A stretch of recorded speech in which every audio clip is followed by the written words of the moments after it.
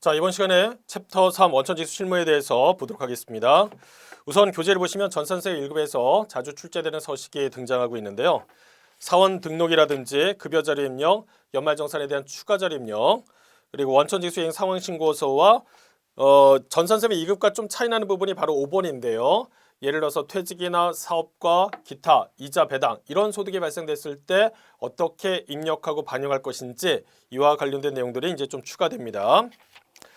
거기에 나와 있는 것처럼 전산세 1급에서 이러한 내용들이 빈번하게 출제된다라고 했으니까 각각의 서식에 대해서 어떻게 입력해야 되는지 잘 정리를 해주시고요. 아마 여러분께서는 전산세 2급에 대해서 시험을 갖다가 보시고 세무 1급을 이제 준비하시는 경우가 많으시기 때문에 대부분의 경우에 있어서는 관련된 서식에 대한 입력을 갖다 잘 하실 거라고 생각이 듭니다. 그냥 간단하게 제1절에 나와 있는 사원 등록에서 핵심적인 체크사항 위주로 해서 말씀을 드리도록 하죠. 제가 지금 여기에다가 사원 등록 관련했을 때 화면을 갖다가 보여드렸는데요. 보시는 것처럼 이제 각각의 사원에 따라서 기본사항과 부양가족에 대한 명세, 추가사항으로 해서 구분이 되고 있습니다. 먼저 기본사항이라고 해서 등장을 하고 있는데 우리가 입력과 관련했을 때 조금 신경 써야 될 부분이 뭐냐라고 하면 바로 국외 근로 제공 여부예요. 참고하시면은 여기에 1번에 월 100만 원의 비과세, 그 다음에 두 번째 나와 있는 거 300만 원에 대한 비과세, 전액 비과세 이런 형태로 해서 구분되고 있습니다. 그러니까 예를 들어서 일반적인 경우에 있어서는 1번을 체크하시면 되겠고요.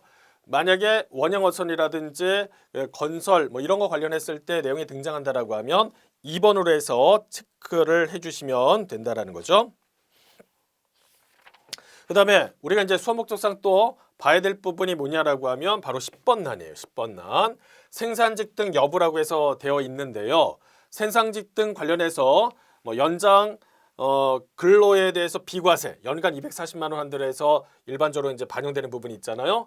그런 거에 관련했을 때 10번란에 체크하는데 주의하실 것은 단순히 예시나 아니면 문제에서 생산직이다 이렇게 했을 때 그냥 생산직에 대한 체크를 바로 해가지고 반영하는 것이 아니라 이 생산직 관련해서 연장 근로에 대한 비과세가 과연 그 요건을 충족하느냐 이런 걸 따져보셔야 된다는 거죠. 그렇지 않다. 요건을 봤더니만 해당 사항이 아니다라고 한다면 여기에 부로 해서 체크해야 되는 겁니다. 여기에 지금 전년도에 대한 총 급여가 나와 있잖아요. 예를 들어서 전년도에 총 급여가 3천만 원 이하이면서 월정액 급여가 210만 원 이하의 근로자를 대상으로 하기 때문에 각각의 급여 수준이 어떻게 됐는지도 체크를 해주셔야 된다는 거예요. 자, 그 요건에 부합되지 않는다라고 한다면 설사 생산직이라는 표시가 있다 하더라도 여기에 여로 체크하면 안 되고 부로 해서 반영해 주셔야 되겠습니다. 그 다음에 이제 수업 목적상 중요한 부분은 뭐냐라고 하면 부양가족에 대해서 기본공제 대상자 여부를 갖다 판단하는 거예요. 여기에 보시면은 이제 여러 사람이 등장을 하면서 기본공제에 여로 체크해야 되는지 부로 해야 되는지를 갖다가 각각 교재에 나와 있는 내용을 통해 가지고 판단을 해야 된다는 거죠. 특히 이제 우리가 연령과 소득 금액을 보고 기본공제 대상자 여부에 대해서 판단을 하잖아요. 그럴 때 조금 더 난이도가 높아지는 부분이 뭐냐라고 하면 이제 세부담을 갖다 우리가 좀 더 절감하는 방식으로 해서 한다라고 하면 이분을 공제 대상으로 집어넣어야 되는 것인지 아니면 제외해야 되는지 이런 거에 대한 판단까지도 여기서 요구하고 있으니까 각각의 사례별로 해서 정리를 좀 해두실 필요가 있다는 것이죠. 그래서 이런 부분들이 좀 이슈가 되는 것이고요. 그 다음에 추가사항에 보시면은 추가사항에서는 이런 거예요.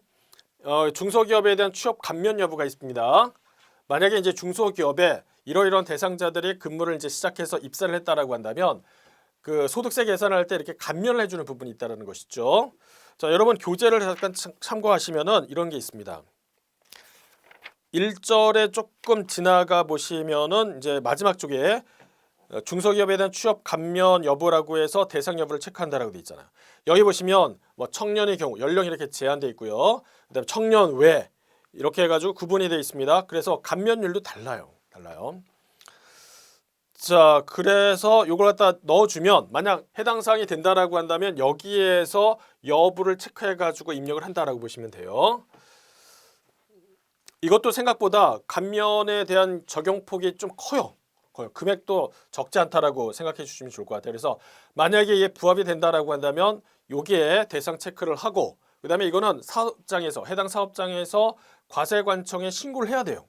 신고를 해서 처리가 된다라고 하면 나중에 연말정산할 때 여기에 근무하시는 그 직원분 중에 해당 사항이 있다라고 한다면 그런 분들에 대해서 소득세에 대한 감면을 적용한다라고 이해하시면 되겠습니다.